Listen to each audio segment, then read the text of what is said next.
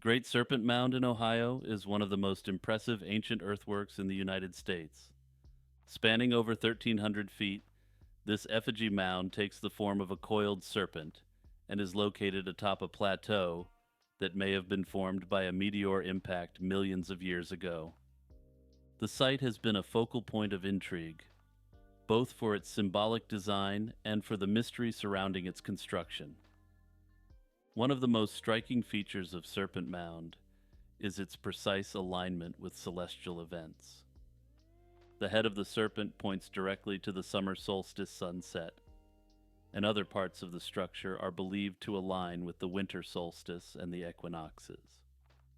This has led many to believe that the mound may have served as a kind of calendar for the people who built it, helping them mark significant times of the year. The origins of Serpent Mound have been hotly debated. Initial excavations in the late 19th century led researchers to attribute the mound to the Adena culture, a group that thrived in the Ohio Valley from around 800 BC to 100 AD.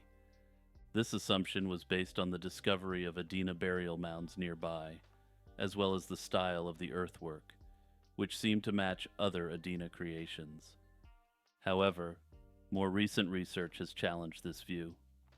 Radiocarbon dating of charcoal found at the site in the 1990s suggested a construction date closer to 1000 AD, which would place the mound in the period of the Fort Ancient culture.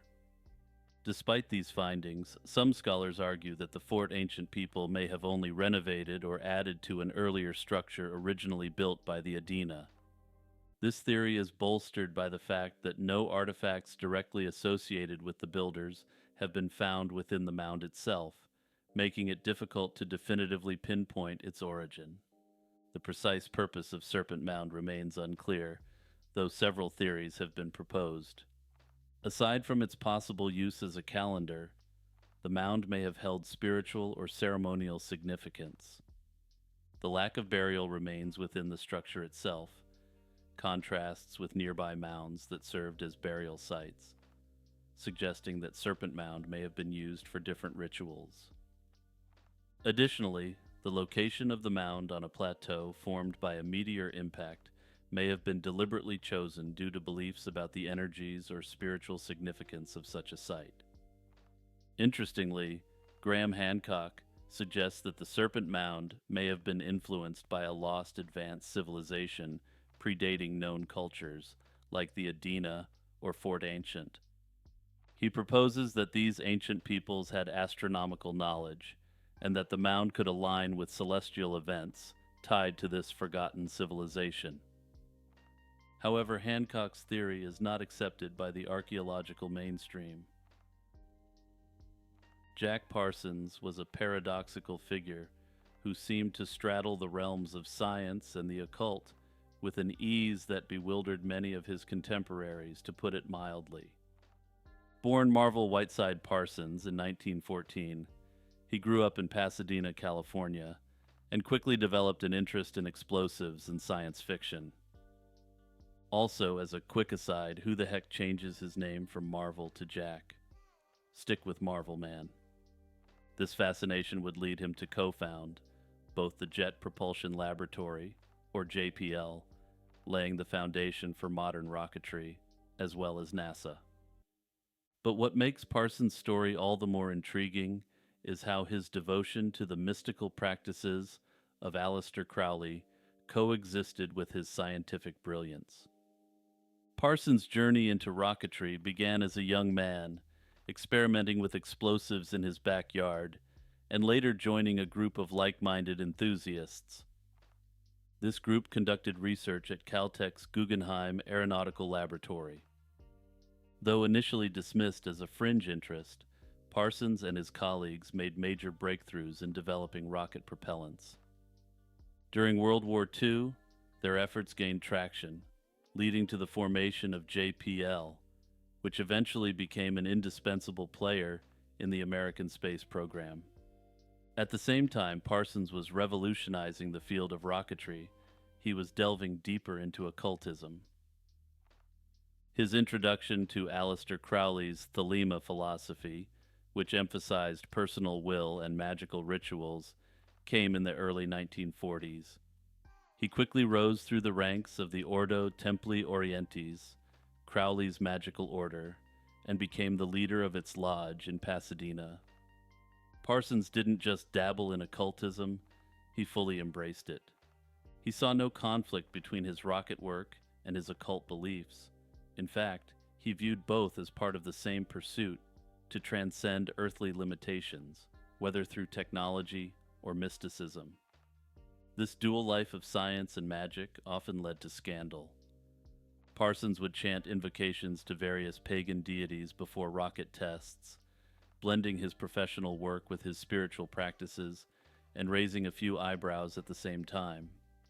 His home, known as the Parsonage, became notorious for wild parties and occult rituals, attracting a mix of scientists, occultists, and science fiction writers.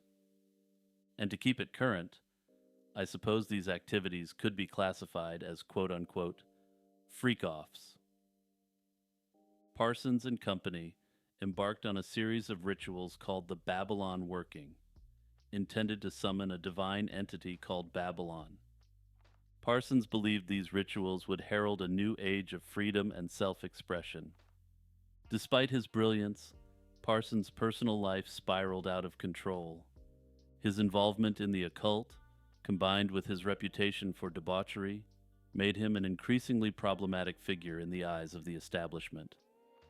By 1944, Parsons had been forced out of the JPL, and his rocketry career effectively ended. However, he remained committed to his magical pursuits, even as his financial situation worsened. The end of Parsons' life was as dramatic as the rest. In 1952, at the age of 37, he died in a mysterious explosion in his home laboratory while working on special effects for films. Some speculated it was intentional to silence him, others thought it might be a magical ritual gone wrong, or simply a tragic accident due to Parsons' careless handling of explosives. Alice Van Alstyne, a 28-year-old mother of four, disappeared on March 26, 1976, under highly unusual circumstances. That night, Alice was at her home in Des Moines, Iowa, where she tucked her children into bed before vanishing without a trace. One of the factors that makes the case so perplexing is the total lack of any indication that she intended to leave. Her purse, coat, and even her shoes were found inside the home, despite freezing temperatures that evening. Her car was still parked outside, the door open, and the keys in the ignition. Notably, her children were left alone for 2 days before the neighbors found them and alerted the authorities about her disappearance. Alice had a complicated personal life at the time of her disappearance. She had recently left her second husband, having divorced her first husband, Lee Harlow Andre, in January 1975. Her relationship with Andre was a focal point in the investigation. He was reportedly abusive, and some of their children were born with health issues, likely tied to physical abuse she endured while pregnant. Alice's family and investigators have long suspected that Andre played a role in her disappearance. He admitted to visiting her the day she disappeared to discuss custody arrangements, but denied involvement in any foul play.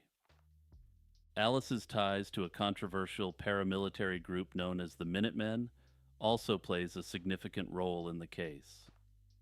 Both Alice and Andre were affiliated with the group, which armed itself in preparation for a communist takeover of the United States.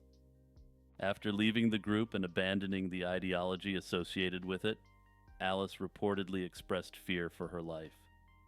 In the weeks leading up to her disappearance, she had confided in her father, telling him that she believed the Minutemen would slay her in an effort to keep her silent. This led some to speculate that her departure from the group may have been the catalyst for her vanishing, although there's no hard evidence to confirm this theory. Despite the abundance of concerning details, Alice's case went cold quickly. Notably, despite all the surrounding circumstances, the initial investigation focused largely on a criminal offense allegedly committed by Alice, child abandonment.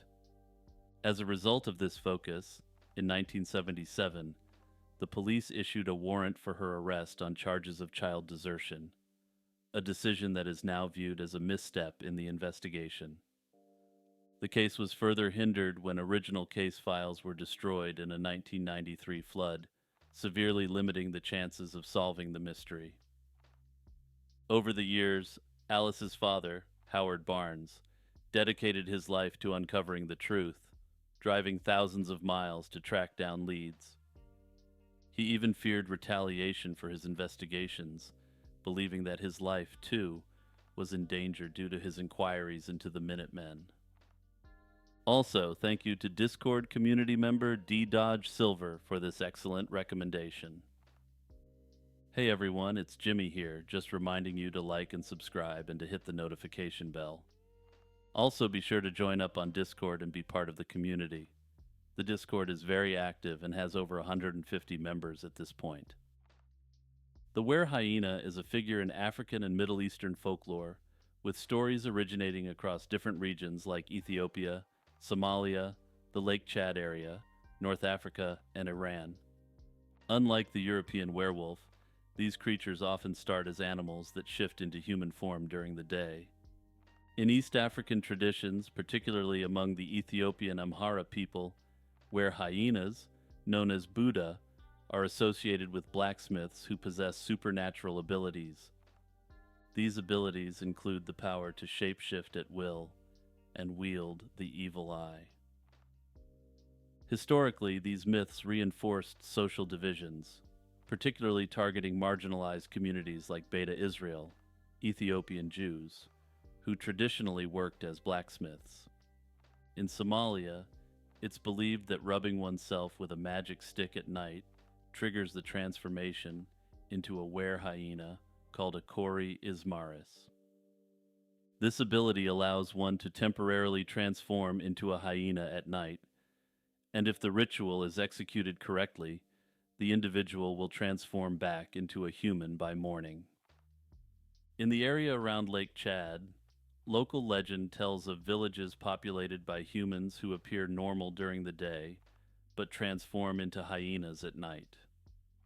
According to these legends, the hyena people living in these villages attempt to lure travelers in by making them feel safe and comfortable, only to consume them at nighttime. In medieval Iran, a medical text has been found which prescribes treatments for were hyenas, indicating that their existence was accepted in the region. In many stories, were hyenas are portrayed as grave robbers, adding to their fearsome reputation and drawing upon their association with hyenas who are well-known scavengers. This association with death, disease, and malevolent witchcraft only amplifies the fear they evoke, particularly in rural communities where belief in their existence persists to this day. This is yet another great cryptid-related suggestion from Orc Lord Dave, the Discord community's resident cryptid expert. The missing 411 phenomenon refers to a series of unexplained disappearances of people, often under mysterious circumstances, in national parks across North America. The term was coined by David Paulides, a former police detective, who began investigating these cases after being approached by park rangers. Paulides started compiling data on these disappearances and noticed patterns and clusters that defied conventional explanations. He published his findings in a series of books titled Missing 411, beginning in 2012. These works document hundreds of cases where individuals vanished without a trace, sometimes leaving behind baffling clues or occurring under inexplicable circumstances. Paulides identified several common factors in these cases. Victims often disappear near bodies of water during sudden weather changes or in areas with high granite content. Search dogs frequently fail to track the missing individuals, or they exhibit unusual behavior, such as refusing to search or losing the scent abruptly. Additionally, many victims are found in areas previously searched or in locations difficult to reach, raising questions about how they ended up there. Paulides has identified other more unusual factors, such as a supposed overrepresentation of people with German ancestry amongst the cases. The missing 411 phenomenon gained significant attention through media coverage, interviews, and YouTube channels. Critics of the missing 411 phenomenon argue that these cases can be attributed to natural causes, such as accidents, animal attacks, or exposure to the elements. They suggest that the perceived patterns are coincidental or result from selective data presentation.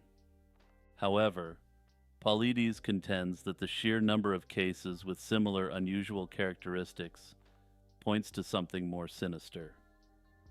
Notably, Paulides has called for increased transparency and improved record keeping from government agencies regarding missing persons in national parks.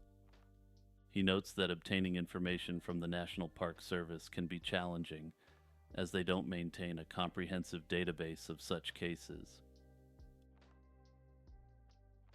The Dead Sea Scrolls are a collection of ancient Jewish manuscripts discovered between 1947 and 1956 in 11 caves near Qumran, a site on the northwestern shore of the Dead Sea.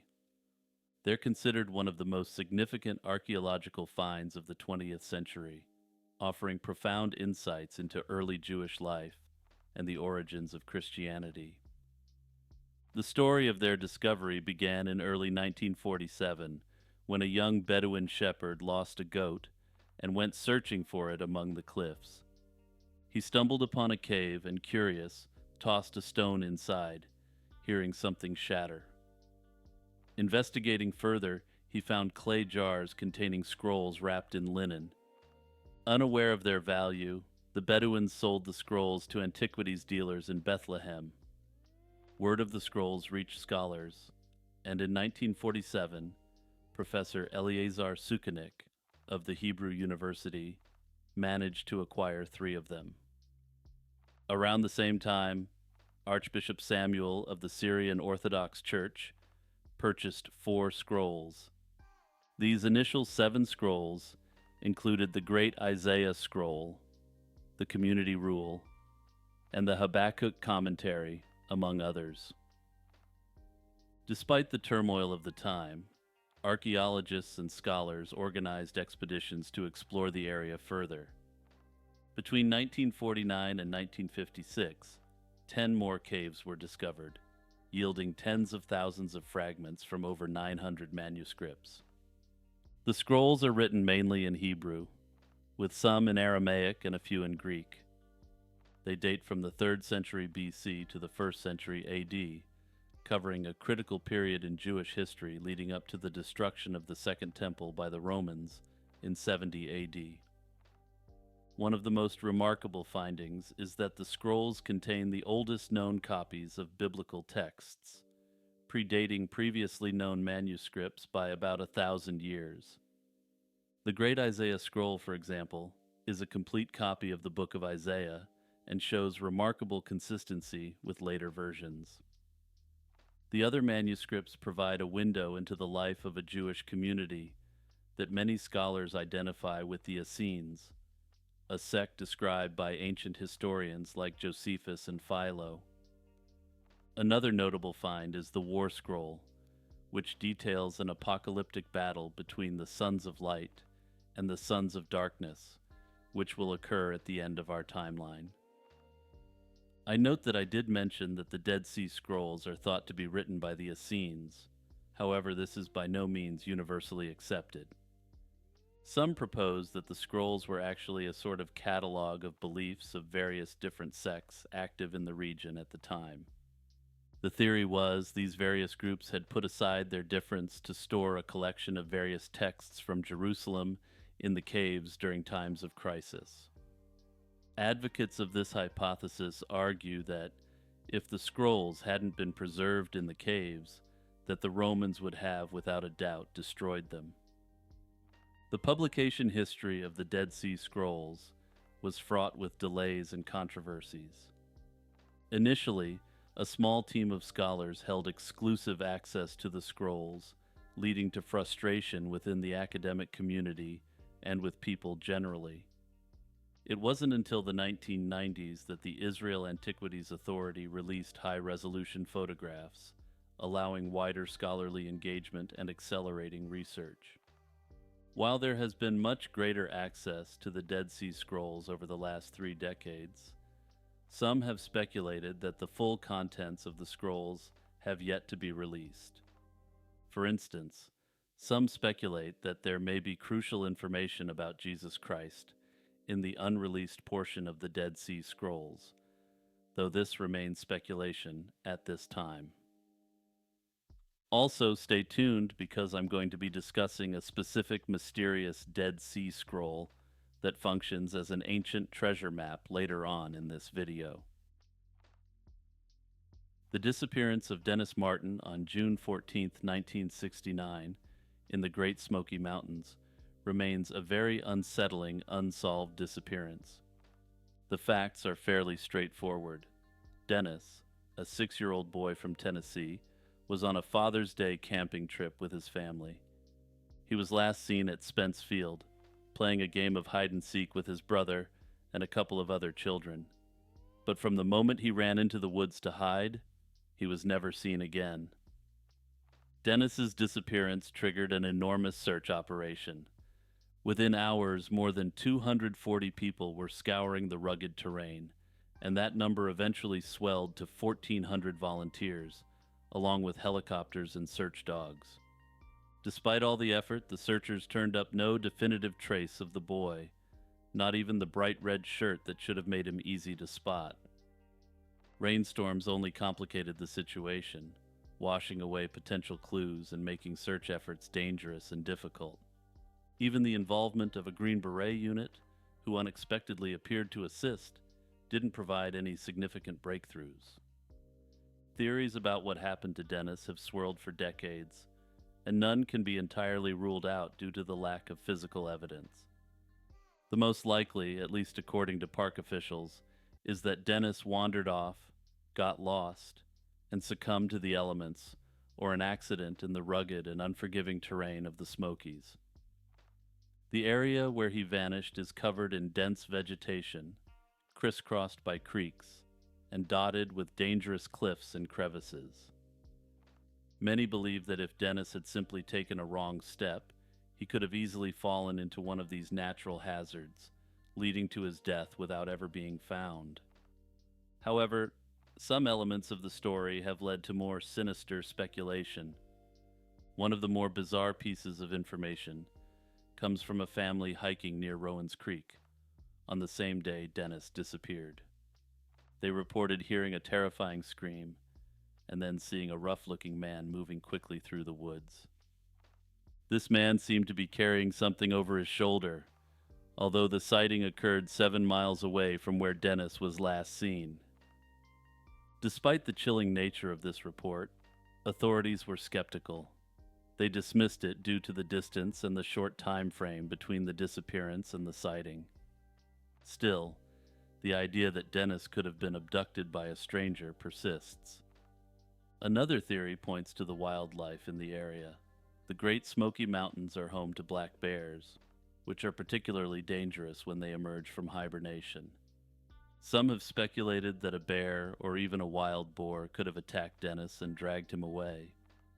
While this might seem far-fetched to some, black bear attacks on humans, though rare, have been documented in the Smokies, and the thick underbrush could easily conceal an animal attack. Then there are some truly out-there ideas, such as those involving feral humans living in the Smoky Mountains. This theory is based more on local folklore than hard evidence, but it's been mentioned in connection to other disappearances in the region.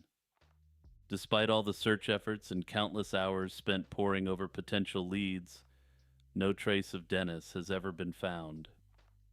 A few years after his disappearance, a man looking for ginseng claimed to have discovered skeletal remains of a child near Big Hollow, not far from where Dennis vanished.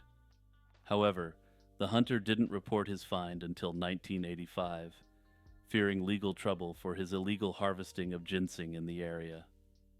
When a formal search of the area was conducted, no remains were found, leaving this potential clue as yet another frustrating dead end. Also, I'd have to think that the authorities would be willing to overlook a few ounces of ginseng in return for the resolution of a missing persons case. Something about that story just doesn't quite sit right with me. If you have any information about the disappearance of Dennis Martin, please contact the Tennessee Bureau of Investigation. The mystery of the Oak Grove Jane Doe began on April 12, 1946, when a horrifying discovery was made near the Willamette River in Oak Grove, Oregon. A torso, wrapped in a burlap sack and weighed down with sash weights, was found floating in the water.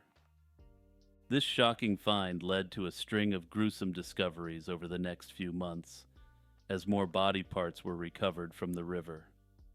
The torso, arms, legs, and finally the head of a middle-aged woman emerged bit by bit from the river, leaving investigators struggling to piece together just what happened to her.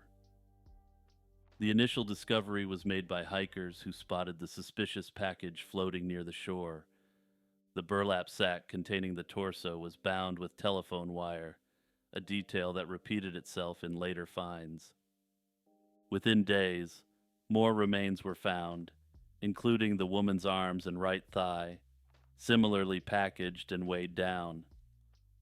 The discovery of additional body parts continued through the summer of 1946, with her left thigh turning up in July and her head, devoid of eyes, being recovered in October.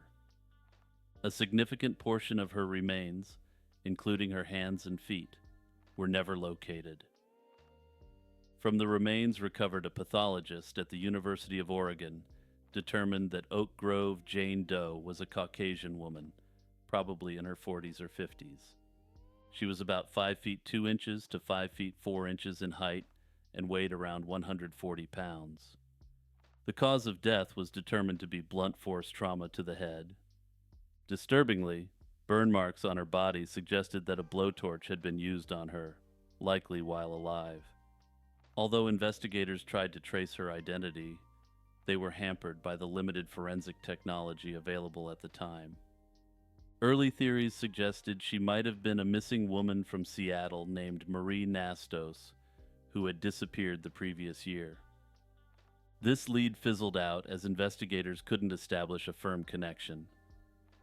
Another lead centered on a local scandal involving a woman named Anna Schrader, who had disappeared under suspicious circumstances around the same time.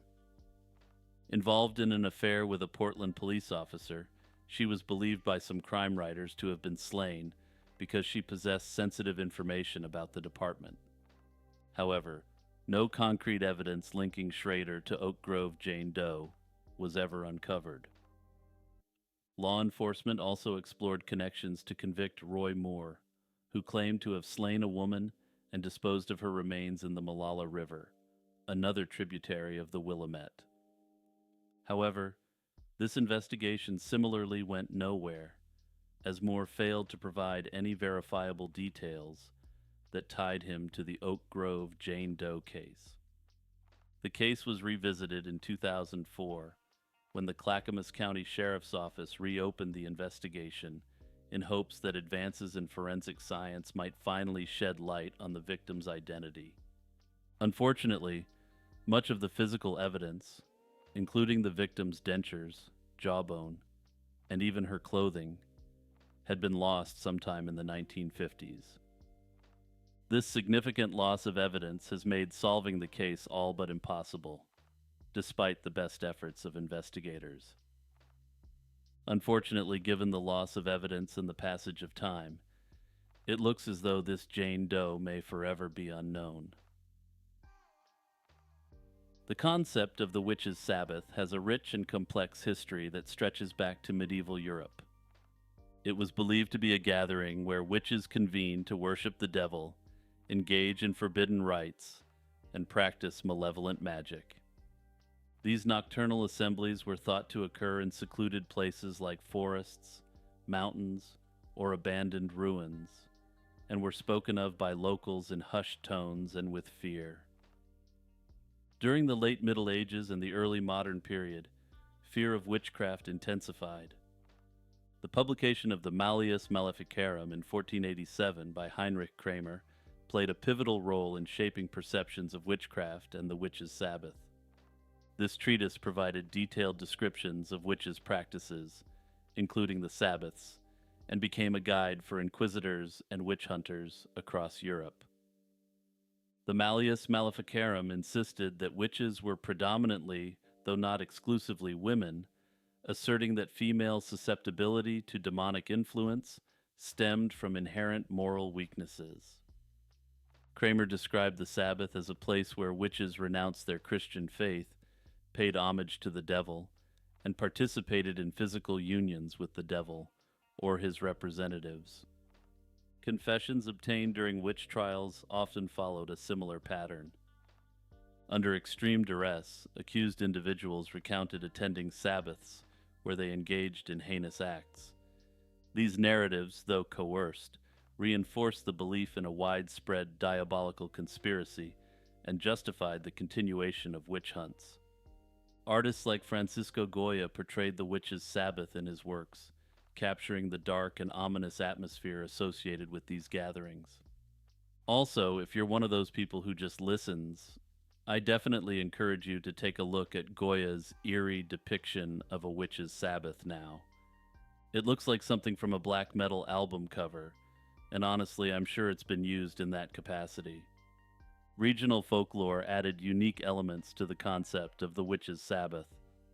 In Central Europe, it was associated with the Brocken Mountain in Germany, where witches were believed to meet on Walpurgis Night. Notably, this event honors Saint Walpurga, who was successful in converting the local tribal populations to Christianity, as well as having them denounce witchcraft. In Scotland, witches were said to conjure storms at their Sabbaths for the purposes of running merchant ships up against the rocks. The witches and their minions would then loot the ship for its wealth, and also to obtain what I will politely call reagents from the fallen sailors. Use your imagination. Such stories highlight how local events and fears could be incorporated into the broader narrative of witchcraft. By the 17th century, skepticism about the reality of the witches' Sabbath began to emerge. Thinkers challenged the existence of witchcraft and the validity of the Sabbath narratives.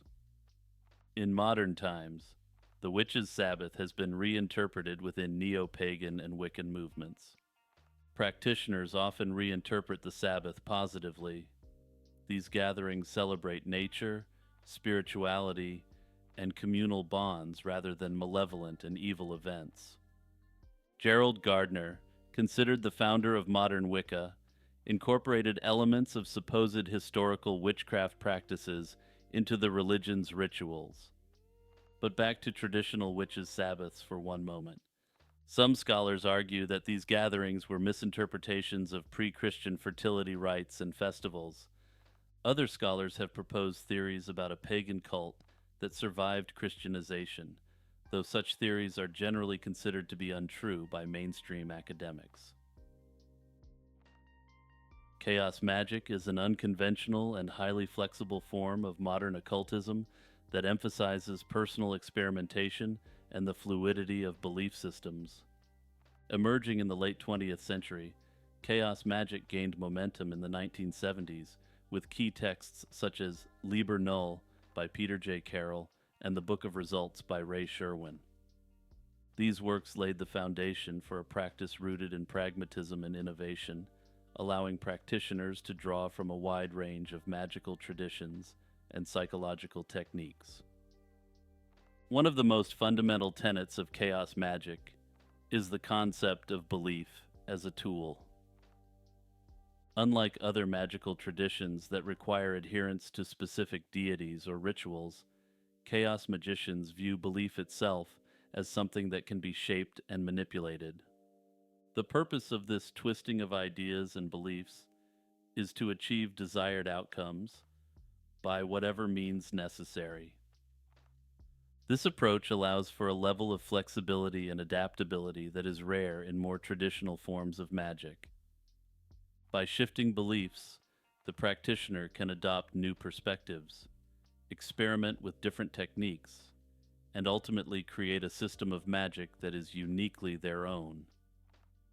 The practice of sigilization, popularized by artist and occultist Austin Osman Spare, is a central technique in chaos magic. Sigils are symbols crafted to represent a specific intention or desire. The process involves creating a sigil, charging it with emotional or psychic energy, and then allowing it to sink into the subconscious mind, where it can work its magic unnoticed by the conscious mind.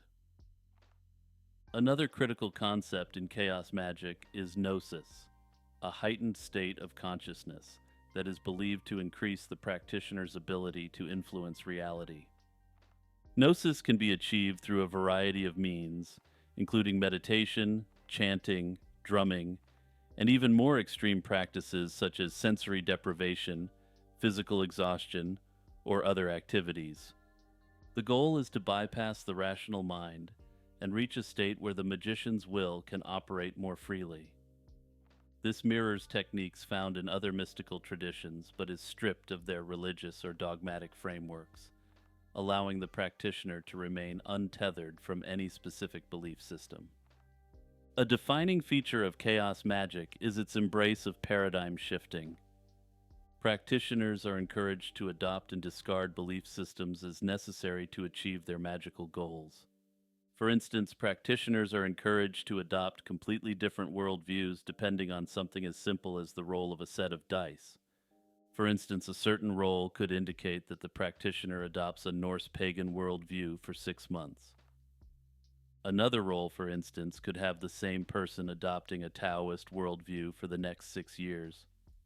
This process, often referred to as belief as a tool, allows the magician to use various cultural or psychological models to shape their reality. The fluidity with which chaos magicians shift their paradigms is both a strength and a source of controversy. Some critics argue that this approach lacks the ethical grounding found in more structured occult traditions. However, advocates of chaos magic argue that its adaptability is precisely what makes it effective in an era where rigid belief systems often fail to accommodate the complexities of modern life. Fundamentally, chaos magic is an occult system which rejects the existence of absolute truth and further rejects all religious, spiritual, and occult traditions that came before it. That's not to say chaos magic rejects the individual ideas of these traditions, though, just the conclusions of the systems. The Lonnie Zamora alien encounter occurred on April 24, 1964, in Socorro, New Mexico. Zamora, a local police officer, reported witnessing a strange object and beings that appeared to be extraterrestrial in nature, an event that remains unexplained even after extensive investigation. The event unfolded in the late afternoon while Zamora was on patrol, chasing a speeding vehicle. His attention shifted when he heard a loud roar and saw a bright blue and orange flame in the sky. He initially suspected an explosion at a nearby dynamite shack. Following the noise, he drove into a nearby desert area where he claimed to see an unusual egg-shaped object resting on 4 legs. Standing near the object were 2 small humanoid figures wearing white coveralls. As he approached, the object emitted another loud roar and began ascending vertically, leaving behind scorched bushes and indentations in the ground where it had rested.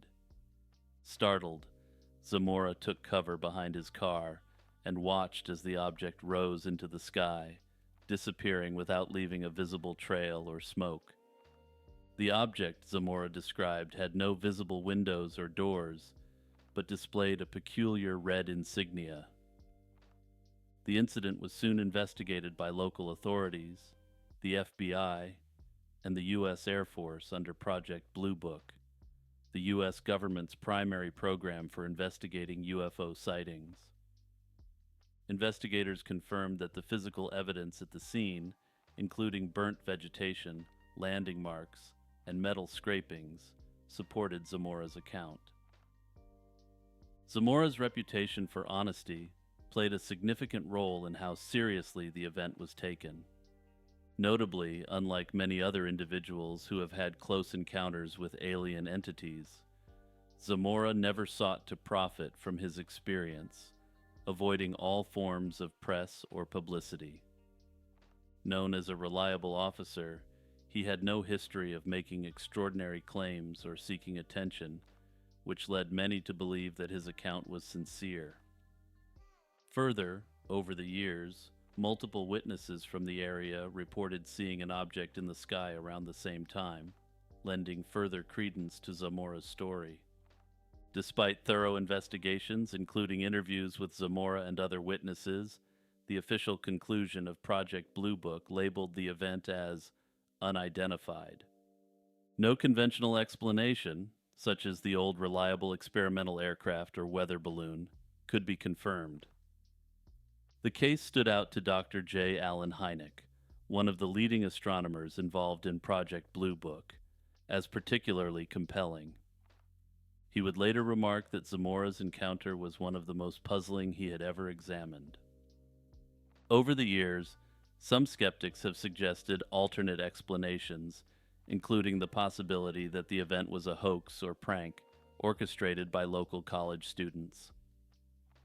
Others have speculated that Zamora may have inadvertently witnessed a test of a secret military or NASA project, potentially a lunar lander prototype. However, no definitive proof supporting these theories has emerged, and the incident remains one of the most well-documented yet unresolved UFO sightings in history. One of the more unusual claims is that the entire event was fabricated by the city to develop their tourism industry. There's no apparent evidence to support it, but I just had to throw it in because it's such an off-the-wall idea. I guess it's theoretically possible that the people of Socorro wanted to get that Roswell bag, so to speak. Hey everyone, it's Jimmy here, just reminding you to like and subscribe and to hit the notification bell. Also, if you're enjoying the video so far, don't forget to hit the share button and send my video to your friends and family.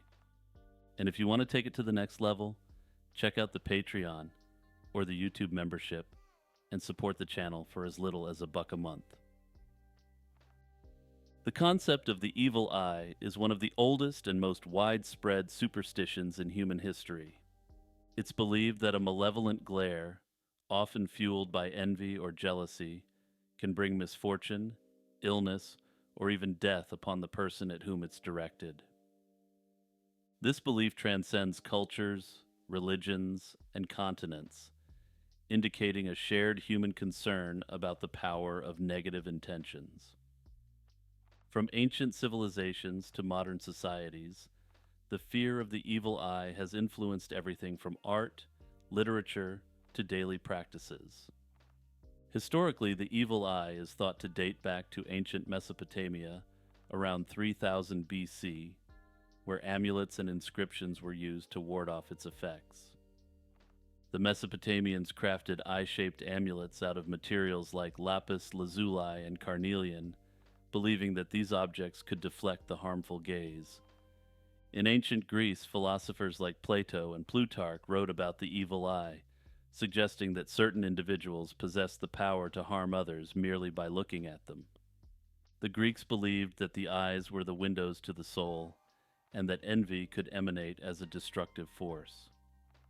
The Roman poet Virgil also referenced the evil eye in his work, highlighting its prevalence in Roman society.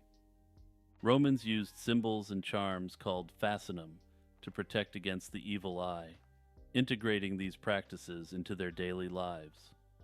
In the Middle East, the evil eye is deeply ingrained in Islamic culture.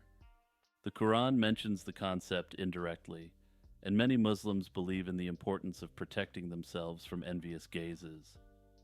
The belief is so widespread that phrases like Masha Allah, God has willed it, are used to express appreciation without invoking jealousy. In countries like Iran and Iraq, people often recite specific prayers or carry amulets inscribed with Quranic verses to safeguard against the evil eye. Mediterranean cultures, especially in countries like Turkey, Greece, and Italy, place significant emphasis on the evil eye. In Turkey, the Nazar amulet, a blue and white eye-shaped charm, is commonly used to protect against the evil eye. These amulets are found everywhere, from homes and cars to jewelry and clothing, serving as constant guardians against negative energies.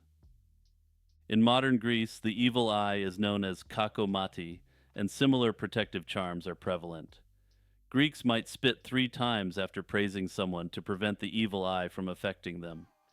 In South Asia, mothers often apply a kind of special makeup around their children's eyes, or place a black dot on their foreheads to ward off the evil eye.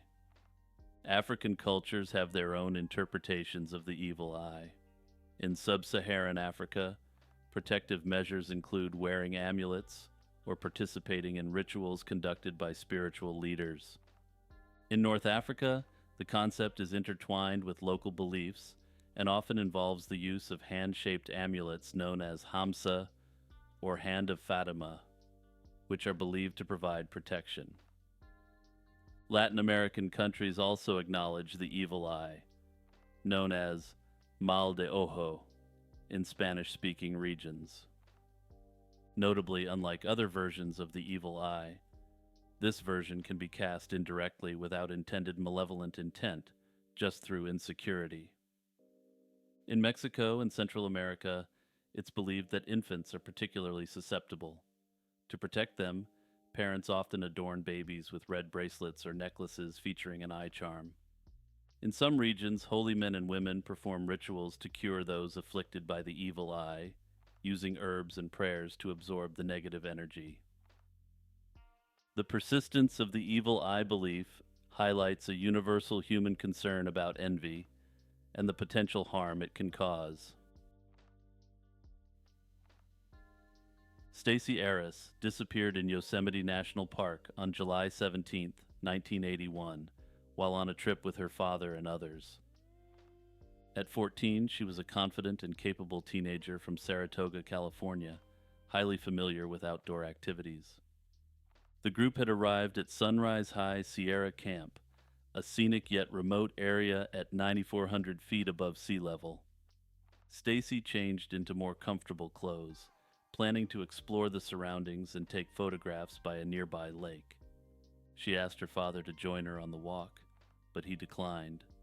Instead, a 72-year-old man from their party, Gerald Stewart, accompanied her for the first part of the walk, before sitting down to rest while Stacey continued alone. From that point, Stacey vanished without a trace. According to witnesses, she was last seen heading towards the lake, stepping behind a cluster of trees and disappearing from view. Despite an extensive search involving helicopters, ground crews, and dog teams over a 10-day period, the only evidence ever found was the lens from her camera near the tree line. Her disappearance sparked significant attention because of its suddenness and the lack of any clear explanation. One of the striking elements of this case is how rapidly Stacey went missing. She was within sight of her group until she entered the trees, making it unlikely that she could have become lost so close to the campsite. Speculation about what happened to Stacey runs the gamut from theories of abduction to the possibility of her falling into the rugged, unforgiving terrain to an animal attack. Chernobog, often translated as the Black God, is a figure from the mythology of the Palabian Slavs. Notably, given that Chernobog is only known from Christian sources, some scholars have speculated that he is a fictional deity created by Christian missionaries to portray the Palabian Slavs as satanic. Chernobog is depicted as a dark deity associated with misfortune, death, and chaos. His counterpart is Belobog, the white god, who represents light and goodness, though the existence of Belobog is even more uncertain and debated. The earliest known mention of Chernobog comes from the 12th century in Helmold of Bosau's Chronica Slavorum, where he described the worship of a god of misfortune. However, the historical record is scarce, and most of what we know about Chernobog comes from later interpretations and writings. And it's important to take everything further I say about Chernobog with a grain of salt. Because, like I said, this god may not have existed at all. Unlike many other gods, Chernobog was not worshipped in the same sense as deities of prosperity or fertility. He was feared and placated, as he was believed to bring about calamities, accidents, and other forms of bad luck. Ancient Palabian Slavs saw misfortune, disease, and natural disasters as divine interventions, and they attributed these events to gods like Chernobog.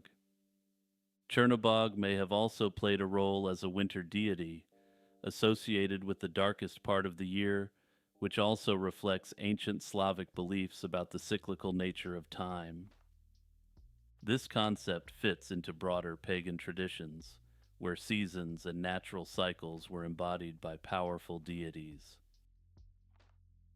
The Copper Scroll, found in 1952 at Qumran near the Dead Sea, stands out as one of the most unique artifacts discovered among the Dead Sea Scrolls. Unlike the parchment and papyrus used for the other scrolls, this particular scroll was written on copper sheets, mixed with a bit of tin to form an alloy, and then rolled into two separate parts. The scroll is far from a religious or philosophical text. Instead, it serves as an inventory of hidden treasures. The scroll details 64 locations of significant caches of gold, silver, and other valuable items scattered across different areas, primarily around the Judean wilderness. The writing on the copper scroll itself differs markedly from typical Hebrew texts of the time, and it has perplexed scholars since its discovery. The language is a version of Hebrew, but in a form that appears to be deliberately encoded. Many of the names of the locations mentioned are cryptic or otherwise unknown, and scholars believe that they might refer to landmarks familiar only to the people of that era or to a specific group. What makes this even more fascinating is the idea that some of the writing appears to have been done by an unskilled scribe. This has led to speculation that the scroll was copied from another source, by someone who wasn't entirely fluent in the language. These features make translation and interpretation a challenge, and they add to the mystery surrounding the scroll's origins and authenticity. Scholars differ on when exactly the scroll was written. Some believe it dates back to around 100 AD, a time after the destruction of the Qumran settlement by the Romans. This timeline suggests that the treasure might have been hidden to keep it from being looted during times of conflict, possibly even by the Romans themselves. There are also theories suggesting that the treasure described might have been hidden by followers of the Bar Kokhba revolt, an armed uprising against Roman rule in the early 2nd century AD. However, there's still no consensus on the exact historical context or who authored the scroll, and whether the treasure was real or symbolic remains an open debate. The Copper Scroll's contents are remarkably detailed. It lists the treasures in a matter-of-fact way, often specifying exact distances, such as 14 cubits under the steps in the salt pit, followed by what is hidden there, gold, silver, or other items. Despite the specifics, none of the locations have been definitively found. Some have attempted to use the scroll as a literal guide, but without success, as many of the landmarks mentioned have either been lost to history or were purposefully kept obscure. Interestingly, the choice of copper as the medium for this scroll likely wasn't arbitrary. Copper is far more durable than parchment or papyrus, especially in the harsh, arid climate of the Judean desert. The fact that the scroll is a treasure list and that it was engraved in copper suggests that it was meant to be preserved.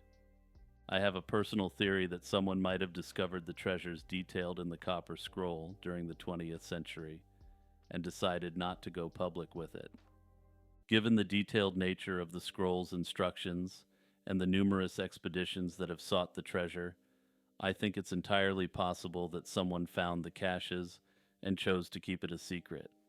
This could have been due to fears of legal repercussions, potential claims by the Israeli government or international bodies, or simply a desire to avoid the chaos and attention such a discovery would bring. Basically, if this wealth is real, it might already long be in private hands. The Travis Walton abduction incident took place on November 5, 1975, near Heber, Arizona. Walton, a 22-year-old logger, was working with 6 other men in the Apache Sitgreaves National Forest when they reportedly encountered an unusual, glowing, disc-shaped object hovering in the sky. Walton approached the object despite his crew's warnings, and according to his account, he was struck by a beam of light from the craft, which rendered him unconscious. The other men, frightened by the sight, fled but returned shortly after, only to find Walton missing. This set off a 5-day search that garnered national media attention. For 5 days, Walton remained missing, and law enforcement initially suspected foul play. His co-workers underwent polygraph tests to determine if they had slain Walton, but most of them passed, while one test was deemed inconclusive. Walton's sudden reappearance on November 12, 1975, added to the intrigue. He was found in a state of confusion, claiming to have been abducted by alien beings. Walton later described his experience aboard a spacecraft, where he encountered both small, gray humanoid beings and more human-like figures, which he referred to as Nordic aliens.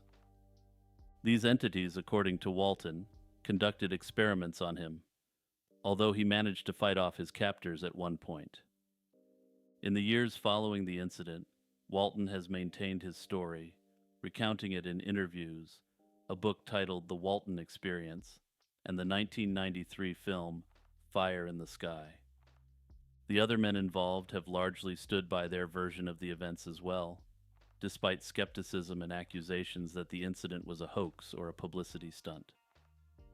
In 2021, one of the witnesses to the abduction recanted his support of Walton's story due to Walton seeking to remake a movie without his involvement. The 2 men later reconciled, and the witness retracted this statement and said that he once again supports the abduction story. The Gogenji Red Wall, part of the Gogenji Temple in Nakatsu, Oita Prefecture, has an extremely dark mystery associated with it. Known as the Red Wall Temple, its distinctive red walls have drawn attention for centuries, due in part to a dramatic story from Japan's feudal period. According to local lore, the temple's walls became stained by samurai-based slaughter following a violent 16th century conflict between rival factions. In the chaos of battle, many lives were lost, and the temple walls reportedly turned permanently red due to the staining. Though monks tried to plaster over the stains, they continued to reappear. Eventually, the walls were painted red, supposedly to hide the stains permanently, and they've remained red ever since. These red walls of Gogenji create a stark contrast to the otherwise traditional temple architecture, which features dark roofs and colors typical of Japanese religious structures. This was another great suggestion by Discord community member Guy 2, and just another reminder to join up on the Discord to give your suggestions. Hecate is a mysterious figure in Greek mythology, revered for her connection to the underworld, death, witchcraft, magic, and the supernatural. Although her exact origins are debated, she is often described as the daughter of the Titans Perses and Asteria, a lineage that gave her some dominion over the heavens, earth, and sea. Unlike many Titans, Hecate retained her powers under the reign of Zeus, signifying her enduring authority across different realms. What sets Hecate apart from other deities is her role at the crossroads, both literally and symbolically. She was frequently depicted as a 3-faced goddess, representing her ability to see the past, present, and future, or as a figure standing at the junction of life and death, the physical and spiritual worlds. This triple form, which later associated her with other goddesses like Persephone and Demeter, emphasized her power over transitions and boundaries. Her presence at crossroads made her a protector of travelers, but more ominously, also a guardian of the dead. In fact, ancient Greeks placed statues of Hecate at the entrance of homes and cities to ward off evil spirits. Hecate's connection to the underworld is a core aspect of her identity. One of the most famous myths involving Hecate is her participation in the abduction of Persephone. While other gods watched passively, Hecate helped Demeter search for her daughter. After Persephone's descent into the underworld, Hecate remained her guide and companion, further solidifying her role as an underworld-related deity. One of the more intriguing elements of Hecate's mythos is her association with witchcraft. She was a goddess of spells and all magic, and in particular necromancy. Her symbols reflect this dark mysticism, including the key, representing her control over the boundary between the living and the dead, torches, for lighting the way through the darkness, and serpents. Dogs and wolves also play a key role in her imagery. Their howling was said to signal her approach as she wandered the earth at night, accompanied by the souls of the dead. Hecate continues to be revered in a variety of neo-pagan and modern magic and mystical traditions. Check out my channel for over 100 hours of content related to unsolved mysteries, true crime, urban legends, the occult, religions and mythology, and more. Shout out to my patrons Iced Mocha, Kurt the Squirt, Monoxide Wendigo, Jeffer Metcalf, Z-Volts, Courtney Hammett, Out of Gray's Mind, Cap, Dionysus. Silba Rose, Franz Tech, Unknown Delusions, Faye, Jack Russell, Boomslang, Spookiest Becky, Vespertine, Metanova, Will Roan, Crab Nebula, and Blasphemoose.